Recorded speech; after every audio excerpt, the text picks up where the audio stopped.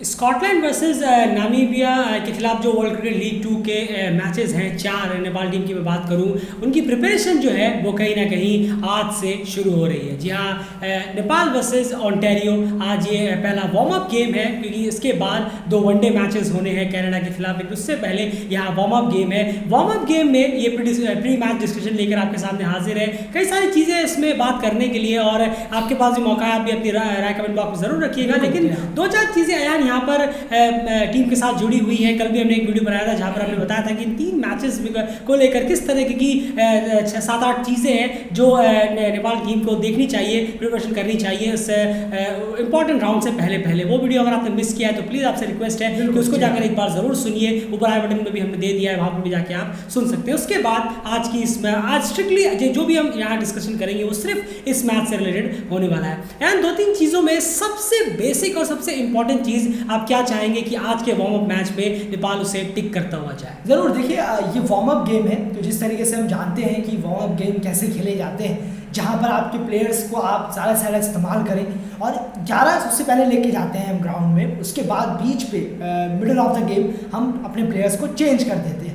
तो इस तरीके से ये वार्म अप होना चाहिए कि जहाँ पर जिस प्लेयर की ज़रूरत नहीं है वहाँ से उसे हटा दिया जाए, कीपर को लाया जाए, कीपरिंग कराई जाए। आसिफ ऑब्वियसली कीपर है, फर्स्ट चॉइस है। उसके बाद विनोद भंडारी से भी कीपरिंग कराई जाए, सबको तैयार रखा जाए। करण केसी, सोमपाल कामी ऑब्वियसली पहला ओवर डालेंगे, लेकिन किशोर महतो को भी वहाँ पर ओवर मिले, उनको भी मौका मिले इस वार्म अप गेम में। बशीर अहमद, पवन शराफ, सबको यहाँ बशीर अहमद, दीपेंद्र सिंह एरी को भी यहाँ बॉलिंग मिले, ताकि उनका ऑलराउंड स्किल जो है, क्योंकि वो ऑलराउंडर है, तो वो भी अपने साथ साथ लेके चले कि बॉलिंग में भी हमें मौका मिल रहा है, बैटिंग में भी हमें मौका मिल रहा है। और साथ ही साथ जो पहला ही गेम है तो इसमें हार्ड ना जाकर थोड़ा सा इजी जाए तो बेहतर होगा। इतना हार्ड जाने की जरूरत नहीं है। दूसरा तीसरा गेम भी मौजूद है जो कि इससे कई गुना ज़्यादा इंपॉर्टेंट है, वो लिस्ट डे में जुड़ता है वो गेम। बिल्कुल, तो ये कहीं ना कहीं चीज़ें देखने वाली बात है। अब यहाँ पर सबसे फेस है क्लियरली है कि आपको 14 की जो स्क्वाड है उसको प्रॉपर तरीके से वार्म अप गेम्स में यूज़ करना है और 14 के 14 प्लेयर्स को वार्म अप देने की कोशिश करनी है। लेकिन ये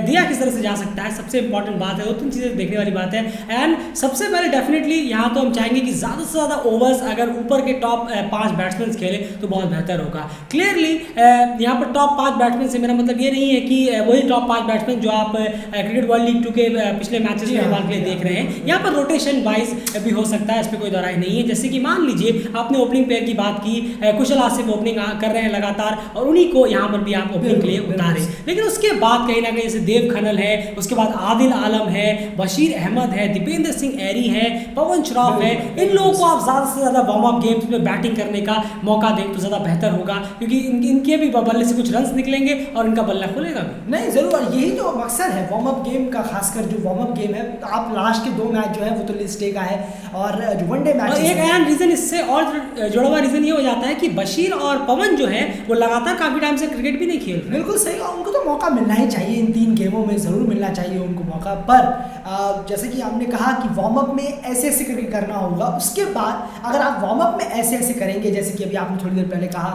बशीर अहमद, पवन शराफ वगैरह वगैरह, वो सबको मौका मिलेगा अगर, तो सेकेंड और थर्ड गेम में जब हम अपने लाइनअप के हिसाब से, जब नेपाल एग्जैक्टली जो वर्ल्ड क्रिकेट लीग 2 में आप लाइनअप उतारेंगे उसके अकॉर्डिंग अगर आप जाएंगे तो अपने दूसरे तीसरे गेम में, तो ये पहला गेम बहुत हेल्प करने वाला है। बिल्कुल, क्यों? क्योंकि आपने इससे पहले सबको वार्म अप करा दिया है, सबको चार्ज अप करा दिया है। उसके बाद दूसरे तीसरे गेम के लिए जब आप उतरेंगे उसके बाद में है।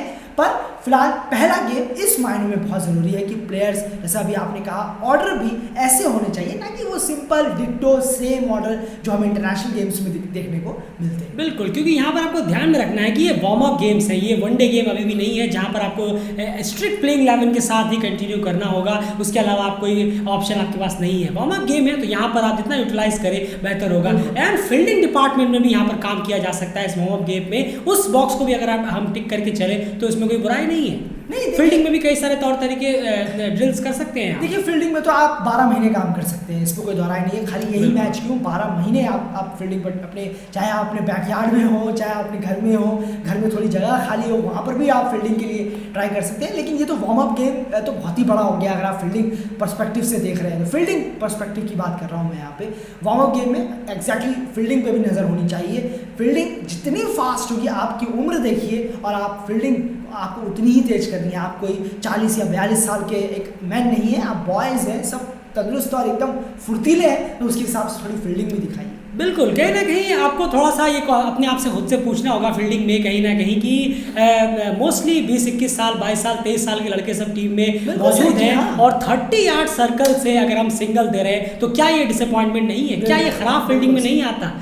दूसरों को आप छोड़िए, दूसरे कैसी फील्डिंग नहीं करते हैं, आपको अपना स्किल स्ट्रांग करना है, और एक एक रन लास्ट में जाकर डिसाइडर साबित होता है ऐसे। और नेपाल से ज़्यादा क्लोज मैचेस में जो हार का स्वाद है वो शायद ही किसी टीम ने चखा हो हाल फिलहाल में, अगर मैं बात करूं पिछले 2-3 सालों में। तो ये चीज़ आप फील्डिंग से अपने बचाया जा सकता है। मैंने बहुत देखा है 30 यार्ड सर्कल से आसानी से सिंगल सामने वाली टीम निकाल लेती है, और ये सारे जो यंग प्लेयर्स हैं टीम में ये सिर्फ हाथ धरे के धरे रह जाते हैं। कोई बॉल तक पहुँचता है तो थ्रो नहीं कर पाता, कोई पहुंच ही नहीं पाता, कोई अगर बॉल की तरफ बढ़ता है तो हाथ से छटक जाती है। तो और जब तक कोई पहुंचता है तो वो ऑलरेडी कंप्लीट कर चुके हैं। जी हाँ, बैकअप वाली जो दिक्कत है वो भी कहीं ना कहीं है, एक के पीछे एक बैकअप रहना, तो ये सब चीज़ें देखने वाली बात होगी। आप कोशिश करिए कि आप सामने वाली टीम को किसी भी हाल में एक टारगेट रखिए कि जैसे हम 3 हैं तो हम तीनों के हाथ से 30 यार्ड में किसी भी हाल में हम सिंगल जाने नहीं देंगे। ये प्रैक्टिस आप कोई नहीं वार्म अप गेम्स में करें तो बहुत ज़्यादा बेहतर होगा। ये प्रैक्टिस तो आप 2 वनडे में भी कर सकते हैं, लेकिन स्ट्रिक्टली आज हम बात यहाँ वार्म गेम्स की कर रहे हैं। एंड 2-3 चीज़ें यहाँ पर कप्तानी में भी आ जाती है।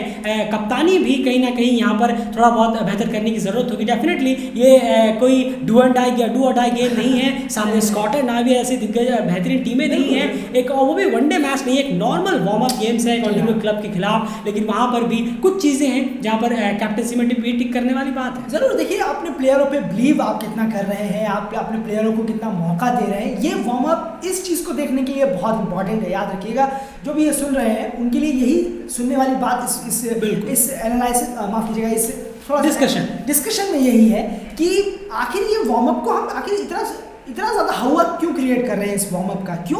क्योंकि उससे पहले कुछ चीज़ें ठीक कर ली जाए, क्योंकि आपका जो अदर 2 गेम है वो वार्म अप गेम नहीं है, वो लेस डे गेम आ जाता है, जिसका मायने बहुत ज़्यादा बढ़ जाता है वार्म अप से, और इंटरनेशनल से थोड़ा कम, लेकिन वार्म अप से तो कई कोसों गुना ज़्यादा उसकी वैल्यू बढ़ जाती है। तो अभी इस वार्म अप गेम में आप थोड़ा डाउन अगर परफॉर्म करते हैं तो आपको अपना परफॉर्मेंस उठाना होगा आने वाले 2 मैचों में, यानी कि 2 वनडे मैचेस में। उसके लिए क्या करना है, संदीप को अपनी कप्तानी में भी दिखाना होगा, थोड़ा सा स्किल आज के मैच में दिखाना होगा कि हाँ मेरे अंदर भी कुछ स्किल्स है, मैं अब करने की कोशिश कर रहा हूँ। सेम गलती अगर हमें देखने को मिलेगी ना दोबारा, तो फिर ये अपसेट होगा, और जब सामने स्कॉटलैंड नामीबिया खड़ी होगी तब बहुत ज़्यादा दिक्कतें पैदा होंगी, अगर हमें same mistakes again and again देखने को मिले। बिल्कुल, तो कहीं ना कहीं वार्म अप मैच है, चीज़ें लाइटली आप यहाँ पर बिल्कुल लें। ये पहली बार हम कह रहे हैं कि चीज़ें लाइटली आप लें, क्योंकि वार्म अप गेम में ज़्यादा प्रेशर इस चीज़ का ना दें। लेकिन सबसे इंपॉर्टेंट बात हो जाता है कि इस वार्म अप गेम को भी आप इस्तेमाल किस तरह से कर रहे हैं, क्योंकि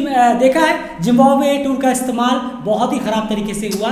जी हाँ, बैठने के लिए बहुत सारी चीज़ें, बहुत सारी बातें कहने को है कि जिम्बाब्वे ए टूर में भी बहुत सारी चीज़ें और बेहतर हो सकती थी, जिसका इस्तेमाल किया नहीं गया। श्रीलंका में जो अभ्यास मैचेस खेलने के लिए गए थे टीम, 4 मैच रखवाए थे, उनका भी ठीक से यूटिलाइज नहीं हुआ। चाहे आप इसका दोष कोच को दें या कैप्टन को दें या सिलेक्शन बोर्ड को दें, किसी को भी दें, लेकिन यूटिलाइजेशन उसका भी ठीक से होता हुआ नजर नहीं आया। लेकिन कुछ चीज़ें यूएसए टूर में बहुत प्रॉमिसिंग जरूर हुई है। मैं बैटिंग पैटर्न की बात कर रहा हूँ खास करके, वो चीज़ें अगर यहाँ पर कंटिन्यू हो तो बहुत ज़्यादा बेहतर रहेगा। आप इन वार्म अप गेम्स में जितने भी आपने टीम में नए इंक्लूड किए हैं, जो कि एक आदत बन गई है, हर क्रिकेट वर्ल्ड कप लीग 2 की जब स्क्वाड आती है तो एक अलग ही स्क्वाड नजर आती है। 2-3 प्लेयर हर बार नेपाल के चेंज हुए हैं, ये 5वां राउंड है, इसमें भी चेंज हमें देखने को मिला है। तो कहीं ना कहीं आप वार्म अप गेम्स में उन सारे प्लेयर्स को जिन्होंने अभी हाल फिलहाल में इतना क्रिकेट नहीं खेला है, खास करके 50 ओवर गेम की मैं बात कर रहा हूँ, यहाँ बशीर अहमद की बात हो रही है, पवन श्रॉफ की बात हो रही है, किशोर महातो की बात हो रही है। प्लीज़ संदीप से यहाँ वही मैं कहा ना कि कप्तानी भी कहीं ना कहीं देखनी होगी। कहीं ऐसा नहीं हो कि वार्म अप गेम में किशोर महातो 2-3 ओवर डाल के बैठ गए हैं, कहीं बशीर अहमद ने 2 ओवर डाला और बहुत नीचे बैटिंग करने के लिए आ रहे हैं, अगर विकेट बहुत गिर गए तो वरना उनको बैटिंग ही नसीब नहीं हुई। यकीन मानिए अगर बशीर अहमद ने कुछ बैटिंग से अपना हाथ नहीं आजमाया, किशोर महातो ने अपने 10 ओवर कहीं ना कहीं कंप्लीट नहीं किए, पवन श्रॉफ ने कहीं ना कहीं कुछ हैंडी ओवर्स और बैटिंग से अपना योगदान नहीं अपनाया, यकीन मानिए ये वार्म अप मैच पूरी तरह से फेलियर साबित होगा। क्या कहेंगे आना? नहीं, देखिए ये किस तरह का वार्म अप होगा जब आप उन प्लेयर्स को मौका ही नहीं दे रहे? जरूर, और ये आपने सही कहा कि सबको मौका देने की, और ये हम पहले भी कह चुके हैं, जो हमने यस्टरडे को में एक वीडियो भी बनाया था, उस वीडियो को जरूर जाकर आप बिल्कुल प्लीज रिक्वेस्ट रहेगा उसको भी आप जरूर जाकर सुने। उसमें भी हमने ये बात कही है कि 14 प्लेयरों को मौका देने की ज़रूरत है यहाँ पर आप, और खासकर 14 में से भी जिनको आप मौका ही नहीं देते। अभी फिर से जैसे कि अभी आपने कहा 5th राउंड है, फिर से आपने कुछ प्लेयर और इंक्लूड कर लिए हैं। ये इंक्लूजन का जो एक चक्कर चलता है नेपाल की टीम में, ये तो और बुरा है बहुत ज़्यादा। तो इसको भी ध्यान में रखना होगा कि यार अब क्योंकि डोमेस्टिक खेल के इंक्लूजन होता तो समझ में आता, लेकिन यहाँ तो डोमेस्टिक छोड़िए, डोमेस्टिक तो कब हुआ होगा याद भी नहीं है, लेकिन उसके बाद ऐसे डायरेक्टली इंक्लूजन करना, घर बैठे हैं कॉल आया, हाँ आपको नेशनल ड्यूटी के लिए बुला लिया गया है, अब आप आ जाओ, 2-3 दिन नेट करेंगे, उसके बाद सब कुछ आपको टीम में ले लिया जाएगा। तो ये मजाक लगता है, क्योंकि 2-3 दिन नेट करके इंटरनेशनल गेम खेलना, ये आप नेपाल के मैच विनिंग परफॉर्मेंस देना, बिल्कुल से नेपाल टीम को बोल के नहीं, वर्ल्ड क्लास लेवल पर भी अगर ऐसा कोई कर पाएगा तो ये नामुमकिन सा लगता है। बिल्कुल। तो कहीं ना कहीं आपको अच्छे मैचेस की ज़रूरत है, आपको वक्त की ज़रूरत होगी, तब आप कहीं ना कहीं टच में वापस लौट सकते हैं। लेकिन प्रॉब्लम वही है कि टीम लगातार हर जैसी टूर पे जाती है, स्क्वाड अलग ही, कुछ ना कुछ 2-3 प्लेयर वहाँ पे चेंज ही मिलते हुए नजर आते हैं। अभी आप ये राउंड देखिए, उसके बाद जो नामीबिया टीम जाएगी, आपको डेफिनेटली देखिएगा इस स्क्वाड से 2-3 प्लेयर फिर से चेंज होते हुए मिलेंगे। प्रॉब्लम यही है, प्लेयर इंजर्ड नहीं होते फिर भी, और कुछ को तो मौका भी नहीं मिलता, फिर भी वो चेंज होते हुए नजर आते हैं। खैर जो